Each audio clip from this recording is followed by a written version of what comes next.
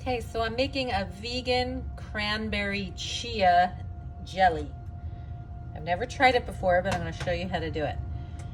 You buy organic cranberries, you put in 2 cups and boil it with water.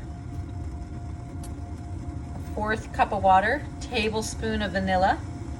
I put in some blueberries that said it can make it a little sweeter. And you cook it and then kind of mash it up. You can also add in like a tablespoon of agave. I put agave, the recipe said maple syrup. And then when it's done, you soak chia seeds in it for a few hours in the fridge and you should have a chia jelly. So sharing this cranberry vegan recipe. Cranberries are really good for you. I've never actually really bought them before like this, but I tried it and making a tea and other things. It's great for your immune system and other benefits. So try it out. Chia vegan cranberry jelly.